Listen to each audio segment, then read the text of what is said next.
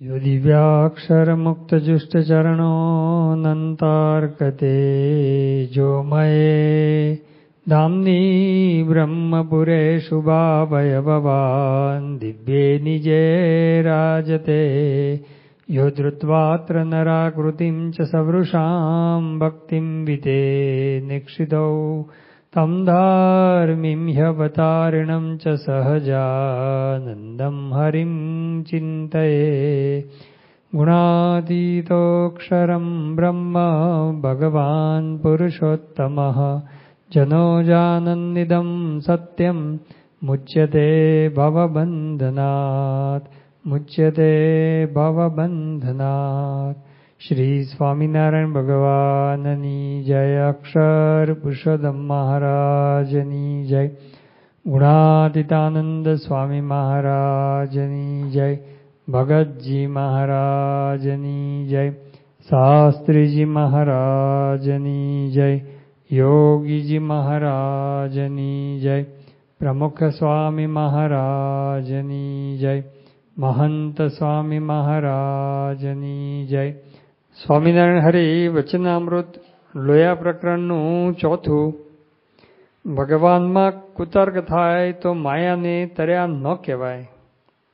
સ્વામિનારાયણ હરિ સંવત 1877ના કાર્તિક વદી 14ને દિવસ પર એક દિવસ ચડતે સ્વામી શ્રી સહજાનંદજી મહારાજ પર એક દિવસ ચડતે એટલે કે એક પોર એટલે 3 કલાક સૂર્ય ઉદય થયા પછીના 3 કલાક પછી આ વચનામૃત કાર્તિક વદી 14નું છે એટલે ઇંગ્લિશ તારીખ પ્રમાણે 4 ડિસેમ્બરનું છે। ગુજરાતની અંદર એ વખતે સૂર્યોદય 7 વાગે લગભગ થતો હોય છે ડિસેમ્બરની શરૂઆતમાં। તો 7 વાગ્યાથી બીજા 3 કલાક એટલે કે 10 વાગે શ્રીજી મહારાજ વિરાજમાન છે। સંવત 1877ના કાર્તિક વદી 14ને દિવસ પર એક દિવસ ચડતે સ્વામી શ્રી સહજાનંદજી મહારાજ ગામ શ્રી લોયા મધ્યે સુરા ભક્તના દરબારમાં વિરાજમાન હતા અને ધોળો સુરવાળ પહેર્યો હતો અને ધોળી છીંટની ડગલી પહેરી હતી। છીંટની એટલે કે જેમાં ભરતકામ થયેલું હોય અથવા તો ચિત્રકામ થયેલું હોય એવી ડગલી એટલે ઉપરનું વસ્ત્ર પણ એની અંદર બીજું અંદર अस्तर लगायेलू होय अथवा तो अंदर बीजू वस्त्र ए सीवेलू होय एने डगली कहेवाय। धोળી છીંટની डगली પહેરી હતી અને મસ્તક ઉપર શ્વેતભાગ બાંધી હતી અને પોતાના મુખારવિંદની આગળ પારમહંસ તથા દેશ દેશના હરિભક્તની સભા ભરાઈને બેઠી હતી। પછી અખંડાનંદ સ્વામીએ શ્રીજી મહારાજને પ્રશ્ન પૂછ્યો છે, અનંત કોટી બ્રહ્માંડ છે તે બ્રહ્માંડને વિશે જેવી આ બ્રહ્માંડમાં વર્તમાન કાળે ભગવાનની મૂર્તિ છે તેવી ને તેવી જ દેખાય છે કે નથી દેખાતી? આ જિજ્ઞાસાવશ પ્રશ્ન છે। એમાં પૂછ્યું કે અનંત કોટી બ્રહ્માંડ છે, કારણ કે શ્રીજી મહારાજે પોતે પણ વારંવાર વચનામૃતની અંદર અનંત કોટી બ્રહ્માંડનો ઉલ્લેખ કરેલો છે। ઘણા લોકો આ એક જ બ્રહ્માંડને માને છે, પણ શ્રીજી મહારાજ પોતે અનંત કોટી બ્રહ્માંડની વાત વારંવાર એમણે વચનામૃતની અંદર કરેલી છે। પ્રથમનું 7મું, 12મું, 21મું, 56, 59, 63, 72, 73, 78, ત્યારબાદ સારંગપુરનું પહેલું, કાર્યાણીનું 8મું, લોયાનું પહેલું, બીજું, આ લોયાનું ચોથું, લોયાનું 12મું, લોયાનું 18મું, પંચાળાનું ચોથું, મધ્યનું 42, 53, 64, વડતાલ 13, વડતાલ 18, અંત્યનું 32 વગેરે ઘણા વચનામૃતમાં શ્રીજી મહારાજે અનંત કોટી બ્રહ્માંડ જુદી જુદી રીતે વાત કરી છે। ક્યાંક શ્રીજી મહારાજ કે અનંત કોટી બ્રહ્માંડના કરતા અર્ધા ભગવાન છે એ અર્થમાં અનંત કોટી બ્રહ્માંડનો ઉલ્લેખ કરેલો હોય તો અનંત કોટી બ્રહ્માંડની વાત એ શ્રીજી મહારાજ પોતે માને છે અને અનંત કોટી બ્રહ્માંડ એ છે અને અનંત કોટી બ્રહ્માંડમાં દરેક બ્રહ્માંડમાં જીવ સૃષ્ટિ છે એમ પણ શ્રીજી મહારાજે માને છે। અને અત્યારે વૈજ્ઞાનિકો સંશોધન કરી રહ્યા છે, બીજા ગ્રહની અંદર જીવ સૃષ્ટિ માટેનો ક્યાંક પાણીનો સોર્સ મળે, પાણી હોય તો સમજવાનું જીવ સૃષ્ટિ છે જ, એટલે બધું સંશોધન ઘણું કરી રહ્યા છે। અનંત નિહારિકાઓ તો કહે છે, અનંત ગેલેક્સીની વાત કરે છે, તો આવી તો ઘણી બધી વાતો અત્યારે વિજ્ઞાન પણ કરે છે।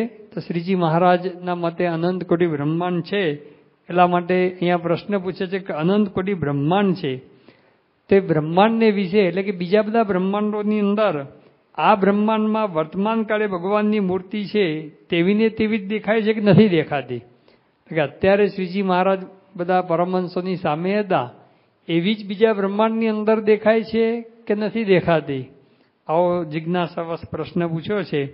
પછી શ્રીજી મહારાજ બોલ્યા છે એ ભગવાન પોતે પોતાના અક્ષરધામને વિશે સદા વિરાજમાન છે. પહેલી એક વાત શ્રીજી મહારાજ કરે છે. મહારાજ આ વાત પણ વારંવાર દોહરાવી છે. મહારાજ કહે છે કે ભગવાન છે એ પોતાના અક્ષરધામને વિશે સદા વિરાજમાન છે. સદા વિરાજમાન છે એટલે કે કાયમ એ ભગવાન અક્ષરધામમાં તો હોય જ છે.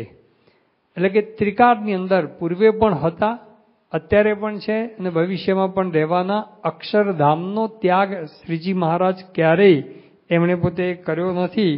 એ બીજા લોકની અંદર પધારે તો એ અક્ષરધામની અંદર તો હોય જ.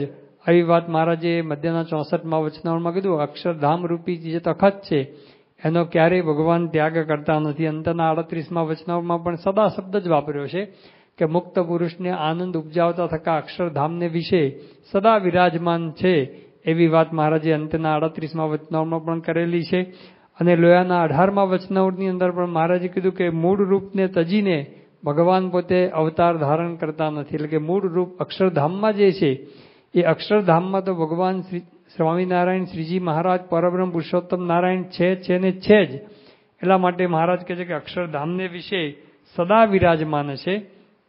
અને મૂળ માયામાંથી ઉપજ્યા જે અનંત કોટી પ્રધાન પુરુષ તે થકી અનંત કોટી બ્રહ્માંડ ઉપજે છે. પછી તે ભગવાન પોતાના અક્ષરધામમાં એક ઠેકાણે રહ્યા થકા પોતાની ઈચ્છાએ કરીને તે અનંત કોટી બ્રહ્માંડને વિશે પોતાના ભક્તને અર્થે અનંત રૂપે દેખાય છે.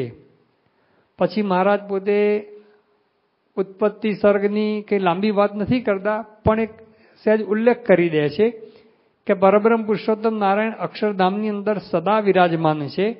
પણ પ્રથમ 41, પ્રથમ 63, પ્રથમ 51 વગેરે વચનાવળના આધારે જો આપણે આખો ઉત્પત્તિ ક્રમ જોઈએ તો પરબ્રહ્મ પુરુષોત્તમ નારાયણ એમણે પોતે અક્ષર બ્રહ્મ સામુ દ્રષ્ટિ કરી.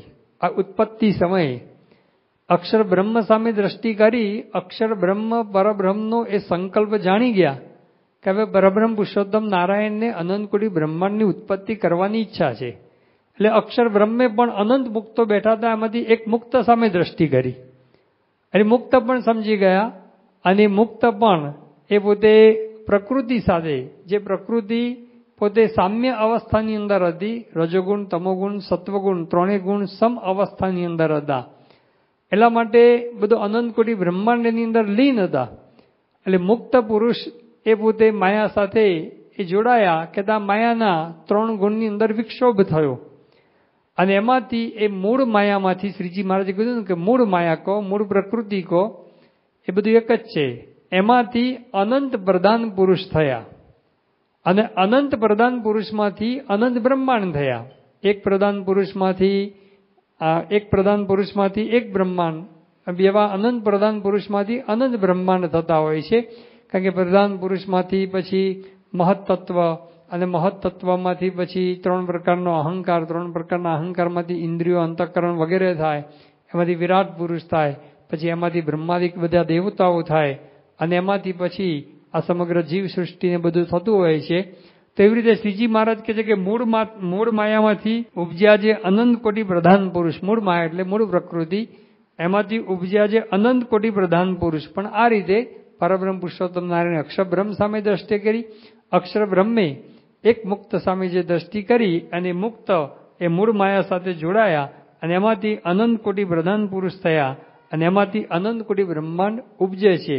અનંત કોટી બ્રહ્માંડ, એક બ્રહ્માંડ એટલે 14 લોકનું આખું એક બ્રહ્માંડ છે. 14 લોક છે. આપણો જે ભૂરલોક છે એટલે કે પૃથ્વી લોક છે, એનાથી ઉપર ભુવરલોક, મહરલોક, જનલોક, તપલોક, સત્યલોક. આ આપણાથી 7 લોક ઉપર છે. આપણો ભૂરલોક એટલે પૃથ્વીલોક, પછી ભુવરલોક, પછી પાછો સ્વર્ગલોક, અને ત્યાર પછી મહરલોક, જનલોક, તપલોક ને સત્યલોક 7 ઉપર. ત્યાર પછી 7 આપણાથી પાછા 8મો લોક આપણો, અને પછી 6 પાછા નીચે થતા હોય છે. એની અંદર પણ અતળ, વિતળ, સુતળ, તળાતળ, મહાતળ, રસાતળ અને પાતાળ, આમ કરીને 14 લોકનું એક બ્રહ્માંડ. એવા અનંત કોટી બ્રહ્માંડ એ અનંત પ્રધાન પુરુષમાંથી ઉપજે છે.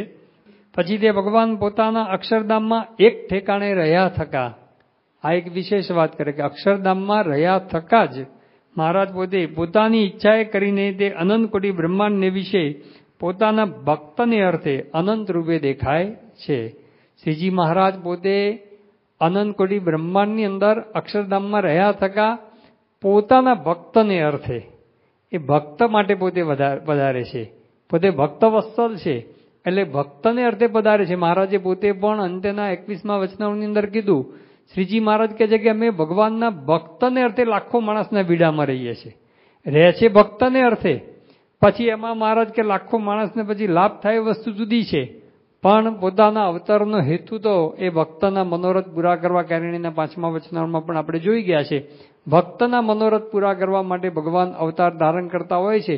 એટલે કે ભગવાનના ભક્તને સુખ દેવાને અર્થે પોતાની જ ઈચ્છાએ કરીને, એ શ્રીજી મહારાજ પોતે અહીંયા શબ્દ વાપર્યો કે પોતાની ઈચ્છાએ કરીને કોઈ ગમે તેટલી સ્તુતિ કરે, પ્રાર્થના કરે, ગમે તેટલું કરે ને, મોહન સાંઈ મહારાજે કેટલી બધી વખત કીધું છે, અનંત કોટી બ્રહ્માંડના અનંત જીવો એ અનંત જન્મ સુધી સ્તુતિ કરે ને તો એ બરાબર પુરુષોત્તમ નારાયણ પૃથ્વી ઉપર ન આવે. એ કેવળ પોતાનો સંકલ્પ, જે પ્રેમાનંદ સાંઈ કીધું કે નિજ ઈચ્છાએ નરતનુ ધારી પ્રગટ્યા શ્રી મહારાજ, નિજ ઈચ્છાએ નરતનુ ધારી પ્રગટ્યા શ્રી મહારાજ, ભરત ખંડના ભાવિક જનને ઉગારવાને કાજ, પ્રાણી સ્વામી નારાયણ દેવ સત્ય સ્વરૂપ છે રે. કે નિજ ઈચ્છાએ નરતનુ ધારી, પોતાની ઈચ્છાએ કરીને જ મનુષ્ય શરીર ધારણ કરે છે. બાકી તો આપણા અનંત જન્મના અનંત પુણ્ય ભેગા કરીએ ને તો એ વિરાટ નારાયણ આપણે કહીએ 50 વર્ષને દોઢ પળ સુધી સ્તુતિ કરી, તો એ તો યોગીજી મહારાજ કહેતા કે મહારાજની ઈચ્છા હતી કે અહીંયા પધારવું, એટલા માટે મહારાજ પધાર્યા. એટલે કેવળ પરબ્રહ્મ પુરુષોત્તમ નારાયણનો પોતાનો આ દિવ્ય સંકલ્પ છે, મારે આ ભક્તોને સુખ દેવા માટે આ લોકમાં વધારવું છે. એવી રીતે જે બ્રહ્માંડમાં જ્યાં સંકલ્પ કરે ત્યાં ભગવાન પોતે અક્ષરધામમાં રહ્યા થકા દેહ ધારણ કરતા હોય છે. પ્રથમના 78મા વચનામાં પણ મહારાજે કીધું અક્ષરધામને વિશે રહ્યા છે ભગવાન. એ સંકલ્પ કરે છે કે જ્ઞાની અજ્ઞાની સર્વે મનુષ્ય મને દેખો, એવો સંકલ્પ છે એમના. એક સંકલ્પ કરીને એ ભગવાન પોતે આ આપણને દેખાતા હોય છે. એટલા માટે મહારાજ અહીંયા કહે છે કે અક્ષરધામમાં રહ્યા થકા પોતાની ઈચ્છાએ કરીને અનંત કોટી બ્રહ્માંડની અંદર પોતાના ભક્તને અર્થે એ આપણા માટે ભગવાન પોતે અવતાર ધારણ કરે છે અનંત રૂપે. એટલે જ્યાં જે બ્રહ્માંડની અંદર એ દેહ ધારણ કરે છે એ બ્રહ્માંડની અંદર ભગવાન દેખાય છે.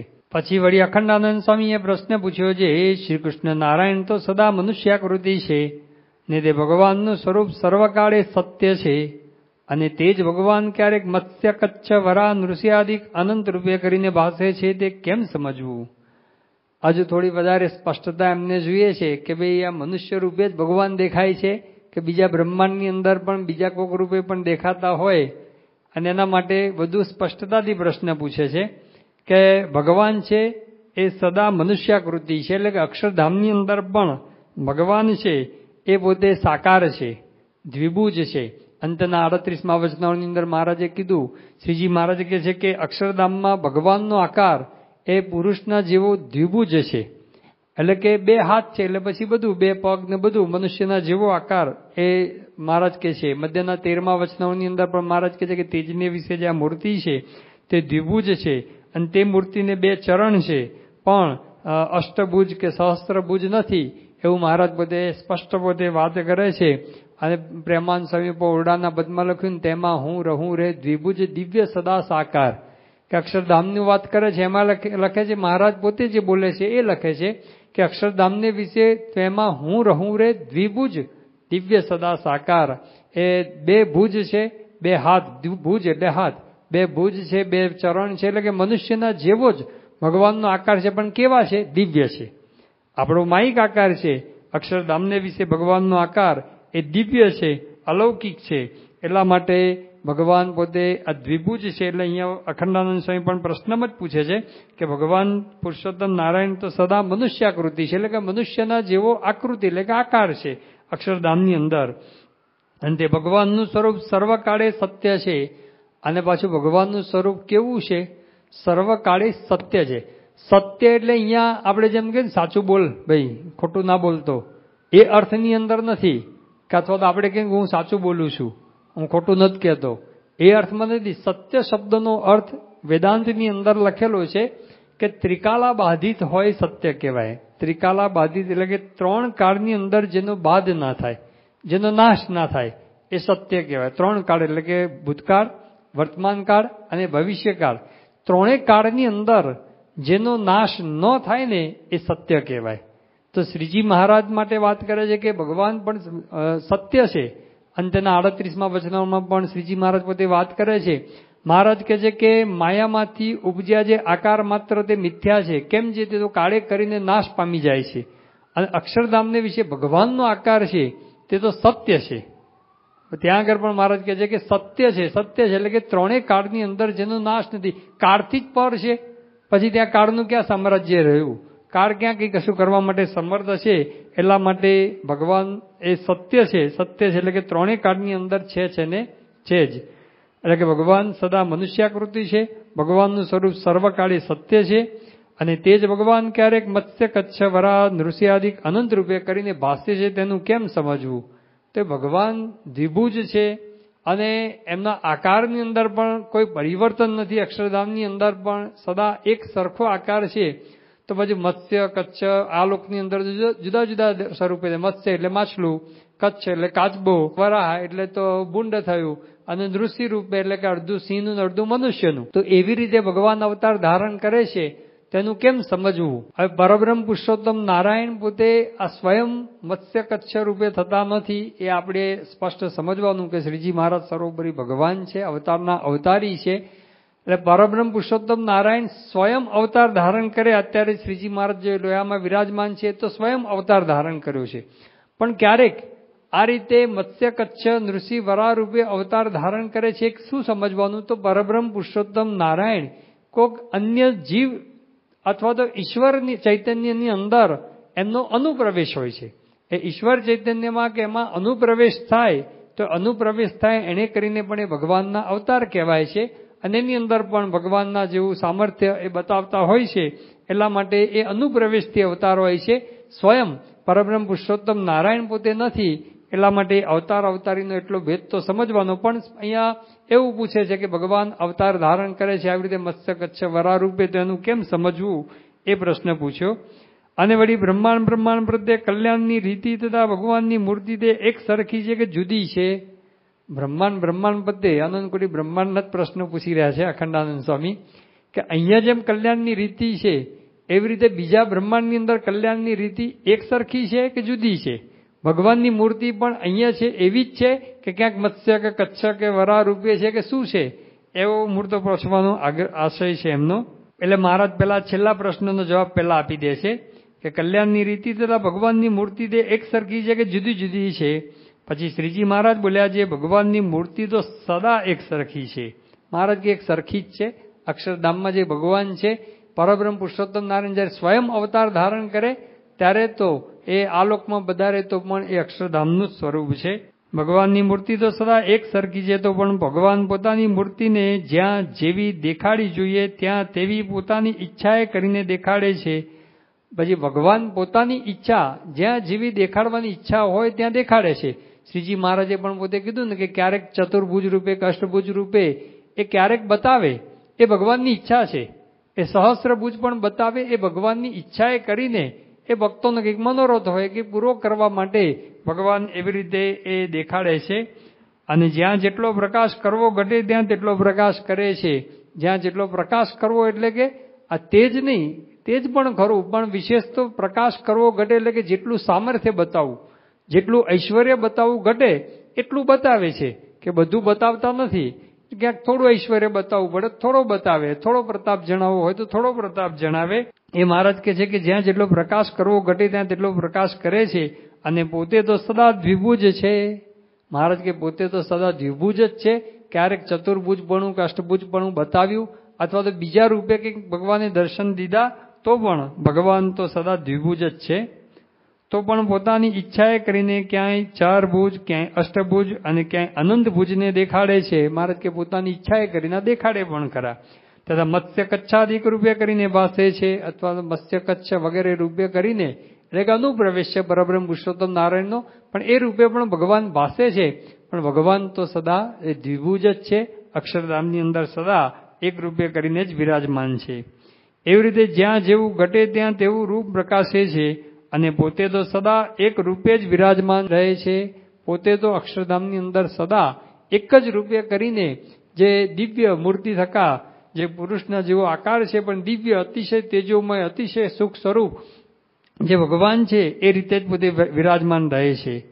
અને વળી એક ઠેકાણે રહ્યા થકા અનંત કોટી બ્રહ્માંડને વિશે અંતર્યાપી રૂપે વ્યાપીને રહે છે. મહારાજ કહે છે કે ભગવાનનું ઐશ્વર્ય છે. એક ઠેકાણે રહ્યા થકા, આ તો કદાચ મનુષ્ય લોકમાં તમને ખાલી એક હું સામે દેખાઉં છું, અનંત કોટી બ્રહ્માંડની અંદર વ્યાપીને રહેલા છે. એ ખાલી અનંત કોટી બ્રહ્માંડની અંદર કણ કણની અંદર ભગવાન રહેલા છે. સ્થાવર જંગમ સર્વ સૃષ્ટિની અંદર એ ભગવાન રહેલા છે.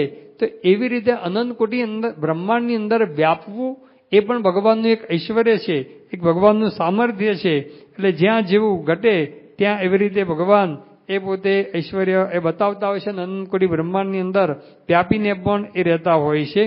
વરતાલના 13મા વચનાવની અંદર મુક્તાન સ્વામી પ્રશ્ન પૂછે છે. મુક્તાન સ્વામી પ્રશ્ન પૂછે કે આ પરબ્રહ્મ છે, બ્રહ્મ શબ્દ પણ પરબ્રહ્મના અર્થમાં છે ત્યાં, કે પરબ્રહ્મ છે એ તો અનંત કોટી બ્રહ્માંડમાં એ વ્યાપેલા છે, એટલે કે સર્વદેશી છે, સર્વ ઠેકાણે રહેલા છે. તો એ એક દેશસ્થ, એટલે એક સ્થાનની અંદર એક જગ્યાએ વિરાજમાન કેવી રીતે કહેવાય? પ્રશ્ન શું પૂછ્યો કે અનંત કોટી બ્રહ્માંડમાં ભગવાન વ્યાપેલા છે પરબ્રહ્મ પુરુષોત્તમ નારાયણ, તો એક ઠેકાણે કેવી રીતે કહેવાય? સર્વદેશી છે એને એક દેશસ્થ કેવી રીતે કે? એક દેશસ્થ એટલે એક દેશમાં એક સ્થાનમાં રહેવાપણું. અક્ષરધામ રૂપી એક દેશ છે અને એની અંદર પણ સિંહાસન છે, એમાં એક જગ્યાએ રહેવાપણું કેવી રીતે કહેવાય? શ્રીજી મહારાજ આખો પ્રશ્નનો ઉલટી કાઢે છે. શ્રીજી મહારાજ કહે કે ભગવાન તો એક દેશસ્થ જ છે, એક જગ્યાએ અક્ષરધામમાં વિરાજમાન જ છે, અને ત્યાં રહ્યા થકા અનંત કોટી બ્રહ્માંડમાં દેખાય છે. એટલે અનંત કોટી બ્રહ્માંડમાં વ્યાપક છે એ મૂર્તિમાન છે એમ નહીં, પણ મૂર્તિમાન છે અનંત કોટી બ્રહ્માંડમાં, એ વ્યાપક છે એવી વાત શ્રીજી મહારાજ પોતે એ કરે છે. એટલે એ મહારાજ પોતે પોતાનું ઐશ્વર્ય સામર્થ્ય છે ભગવાનની અંદર એ વાત કરે છે. અને પોતે તો સદા એક રૂપે જ વિરાજમાન છે ને, અને વળી એક ઠેકાણે રહ્યા થકા અનંત કોટી બ્રહ્માંડને વિશે અંતર્યામી રૂપે વ્યાપીને રહે છે. ભગવાન અંતર્યામી છે, સર્વત્ર વ્યાપક છે, એટલા માટે અંતર્યામી રૂપે કરીને ભગવાન સર્વત્ર વિરાજમાન છે. જેમ વ્યાસજી એક હતા તેણે સુખજીને સાધ કર્યો ત્યારે સ્થાવર જંગમ સર્વે જીવમાં રહીને સાધ કર્યો, અને સુખજીએ હુંકારો દીધો ત્યારે પણ સ્થાવર જંગમ સર્વ સૃષ્ટિમાં રહીને હુંકારો દીધો. એવી રીતે સુખજી જેવા મોટા સિદ્ધ હોય તે પણ જે સર્વ જગતમાં વ્યાપવાને સમર્થ થાય છે, તે તો ભગવાનના ભજનના પ્રતાપે કરીને એવી યોગ કળાને પામ્યા છે. તો પોતે ભગવાન પુરુષોત્તમ તે તો યોગેશ્વર છે ને સર્વ યોગ કળાનો નિધિ છે. તે એક ઠેકાણે રહ્યા થકા અનંત કોટી બ્રહ્માંડમાં પોતાની ઈચ્છાએ કરીને જ્યાં જેમ ઘટે ત્યાં તેમ ભાષે, તેમાં શું કહેવું? શ્રીજી મહારાજ પોતે પછી ભાગવતનો એક રેફરન્સ આપે છે કે શ્રીમદ ભાગવતની અંદર સુખદેવજીની કથા આવે છે, શરૂઆતના પ્રથમ સ્કંદની અંદર જ આવે છે. સુખદેવજી પોતે જ્ઞાન એમને પોપટના દેહની અંદર થઈ ગયેલું. શંકર ભગવાન પોતે પાર્વતીને જ્ઞાન આપતા હતા, અને જ્ઞાન તો બધું સુખદેવજી એટલે પોપટે પોતે લઈ લીધું. અને પછી કથા તો બહુ લાંબી છે, અને પછી સીધો એમણે પોતે આ વ્યાસજીના ત્યાં એમના ધર્મપત્નીના ત્યાં એમણે પોતે ગર્ભ ધારણ કર્યો, પણ 12 વર્ષ સુધી પોતે નીકળ્યા નહીં. કારણ કે એમણે સાંભળેલું, આત્માનું જ્ઞાન થઈ ગયેલું કે 4 આંખો ભેગી થશે બંધન થશે. પછી બહુ પ્રાર્થના કરીને ત્યાર પછી પોતે બહાર આવ્યા, અને બહાર આવ્યા પછી એમણે પોતે તરત ભાગવા માંડ્યા, દોડવા માંડ્યા, અને દોડવા માંડ્યા. અને એ વખતે વ્યાસજી પણ પાછળ દોડે છે. હવે સુખદેવજી પોતે ફાસ્ટ દોડતા હતા, વ્યાસજી એટલું દોડી શકતા નહોતા. એટલે પછી એમણે બધા વૃક્ષમાં એમાં રહી અને સુખદેવજીને ઊભા રહેવાની આજ્ઞા કરીને સુખદેવજીએ પણ જવાબ એ વૃક્ષમાં રહીને જ એ આપ્યો. એ શ્રીજી મહારાજ પોતે વાત કરે છે. શ્રીમદ ભાગવતનો 1લો સ્કંદ, એનો 2જો અધ્યાય અને એનો 2જો શ્લોક છે. યમ પ્રવજંતમ અનુપેતમ અપેત કૃત્યમ કે યમ પ્રવજંતમ, પ્રવજંત વજંતમ, વ્રજંતમ એટલે જવાવાળા, પ્રવજંતમ એટલે વેગથી જવાવાળા. સુખદેવજી પોતે એકદમ વેગથી જતા હતા, દોડતા હતા. અને અનુપેતમ એટલે કે જેમણે પોતે જનોઈ પણ હજુ ધારણ કરી નથી, ઉપપિત સંસ્કાર પણ જેમના થયા નથી. અને પાછા કેવા છે સુખદેવજી પોતે, એમણે પોતે અપેત કૃત્યમ, કોઈ કૃત્ય એટલે કે કોઈ કર્મ કરવાનું જેને બાકી નથી, આત્મજ્ઞાન સિદ્ધ થઈ ગયું છે એટલા માટે કોઈ કર્મ કરવાનું બાકી નથી. પણ એવા એ સુખદેવજી પ્રતિ એ દ્વૈપાયનો એટલે કે વ્યાસજી પોતે કે વિરહ કાતર આ જુહાવ, કે પોતે એકદમ આતુર થઈ ગયા છે પોતાના પુત્રને મળવા માટે, પુત્રને બોલાવવા માટે. એટલા માટે વિરહ કાતર આ જુહાવ, પોતે એકદમ એ બોલાવે છે. પુત્રેતી, હે પુત્ર એમ કરીને બોલાવે છે. તન્મય થયા, એની અંદર તન્મય થઈ ગયેલા છે પુત્રની અંદર. અને એ વખતે સુખદેવજી પણ જવાબ આપે છે, તરવો અભિનેદુહુ. તરવો એટલે કે વૃક્ષની અંદરથી એ પોતે પાછો જવાબ આપે છે. એટલે વ્યાસજીએ વૃક્ષ દ્વારા પોતે બોલ્યા, એ જ વૃક્ષો દ્વારા સુખદેવજી પણ અભિનેદુહુ એટલે પાછો એમણે પોતે એ જવાબ આપ્યો. તમ સર્વભૂત હૃદયમ મુનિમાન તો અસ્મિ. કેવા જે સુખદેવજી આવી રીતે આ જવાબ આપ્યો. તો શ્રીજી મહારાજ એ કહે છે કે સુખદેવજી ભગવાનના ભજનના પ્રતાપે કરીને આવી યોગ કળાને પામેલા. તો ભજનના પ્રતાપે કરીને કોઈ આવી યોગ કળાને પામીને વૃક્ષની અંદર પણ પ્રવેશ કરવા માટે સમર્થ હોય તો ભગવાન તો યોગ કળાનો નિધિ છે.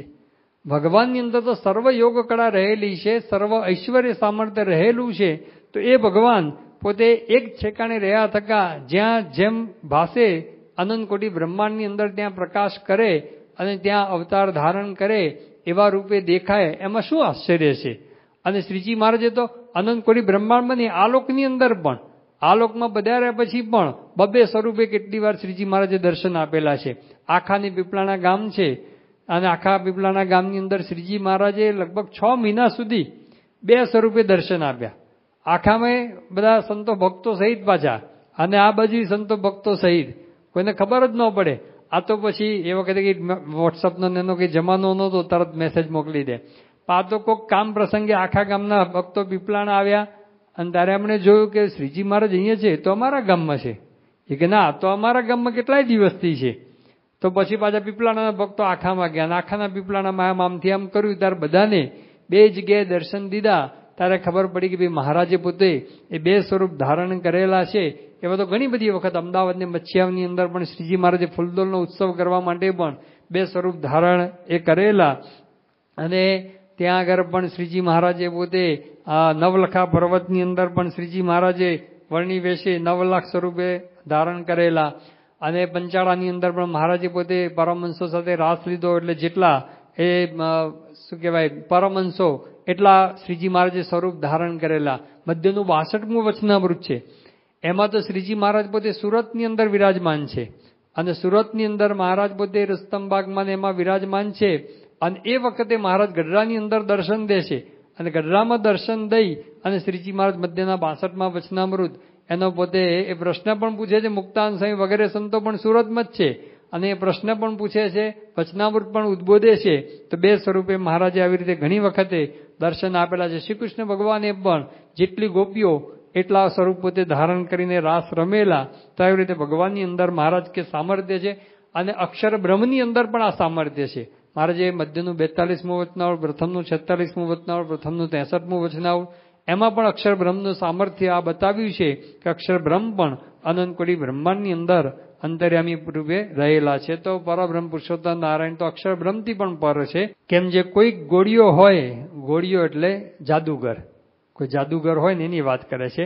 કેમ જે કોઈક ગોળીઓ હોય તે તુચ્છ માયાને જાણે છે, તેમાં પણ લોકોને કેવું આશ્ચર્ય થાય છે ને તેની યથાર્થ ખબર પડતી નથી.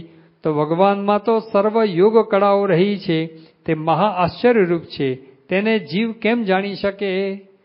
શ્રીજી મહારાજ કે જેમ કોઈ જાદુગર હોય એને પણ જાણી શકતા નથી. નિંગાળા સ્ટેશન ઉપર નિર્ગુણ સ્વામી શાસ્ત્રીજી મહારાજને બધા હતા ને પેલો મોહમ્મદ છેલ આવ્યો અને એણે કીધું કે તમારે ફલાણી જગ્યાએ જવું છે. તો કે આ રહી ટિકિટ, એમ કરીને ટિકિટનો ઢગલો કાઢ્યો મોટો. નિર્ગુણ સ્વામી જગ્યા જવાક અહીંથી કે તારી ટિકિટો અમારે ન જોઈએ કે એમ કરીને ભગાડી મૂક્યો. પણ આવી રીતે એની પણ યોગ માયામાં ખબર પડે નહીં. કેલાલ જાદુગર હતા. પ્રમુખ સ્વામી મહારાજ પ્રત્યે ખૂબ ભાવ એમને હતો. સ્વામી પાસે ઘણી બધી વખત પોતે આવેલા, પોતાના જાદુ પણ બતાવેલા છે અને દર્શન કરવા પણ ઘણી વખત આવેલા છે. એકવાર એમણે પોતે જાદુ કર્યો અને હોલની અંદર જાદુ કરેલો, તો સ્ટેજ ઉપર સીધી મારુતિ ગાડી લાઈન હાજર કરી. હવે કયા દરવાજાથી આવી છે અને પછી તરત આમ અદ્રશ્ય કરી નાખી. અરે ટાઈમ બદલી નાખ્યો એકવાર. બધા કે તમારે ઘડિયાળમાં જુઓ તો બધાનો ટાઈમ, બધાની ઘડિયાળમાં ટાઈમ બદલી નાખેલો. હવે આમાં પણ આપણને ખબર પડે નહીં. યોગી શતાબ્દીની અંદર આવેલા કેલાલ પોતે, અને એમણે પોતે જાદુ કરે કે હું જાદુ કરું છું. એમણે આખી ફ્રેમ બતાવી, કાચ અંદર હતો અને આખી ફ્રેમ હતી, બે બાજુ ફ્રેમ બતાવી કે આમાં કંઈ છે કે કંઈ નથી, કશું જ નથી. પણ કે પ્રમુખ સ્વામી મહારાજ છે ને, એમના હૃદયની અંદર યોગીજી મહારાજ રહેલા છે, એના સિવાય કંઈ નથી. તો પ્રમુખ સ્વામી મહારાજની છાતી ઉપર એ ફ્રેમ મૂકી અને મૂકીને પછી બતાવી તો યોગીજી મહારાજનો ફોટો આવી ગયો અંદર. હવે આમાં કંઈ ખબર પડતી નથી. જાદુની અંદર પણ ખબર પડે નહીં. એક જાદુગરની અંદર તો ભગવાન તો કેવા કીધા છે? નટવર કીધા છે. આ તો નટ કહેવાય. તો ભગવાન તો નટવર, નટોની અંદર પણ શ્રેષ્ઠ. પંચાળાના 7મા વચનાવળની અંદર પણ શ્રીજી મહારાજે વિસ્તારથી આની વાત કરેલી છે. તો શ્રીજી મહારાજ કહે છે કે આવી રીતે ભગવાન છે એ તો સર્વ યોગ કળાના નિધિ છે, સર્વ પોતે સિદ્ધોના પણ સિદ્ધ છે ભગવાન. એની અંદર તો આવી અનંત યોગ કળાઓ રહેલી હોય, એને જીવ છે એ પોતે જાણી શકતો નથી, આપણને કંઈ ખબર પડે નહીં. એટલે આપણે એ ભગવાનની માયા, એની અંદર આ બધો લાંબો પડો વિચાર કરવાનો હોય નહીં. બીજી પણ વાત મહારાજ પોતે એ કરે છે કે ભગવાનની માયાને કોણ તરે છે અને કલ્યાણની રીતિ એ પણ બધી એક સરખી જ છે, વગેરે વાતો એ આપણે આગળ ઉપર જોઈશું. શ્રી સ્વામિનારાયણ ભગવાનની જય.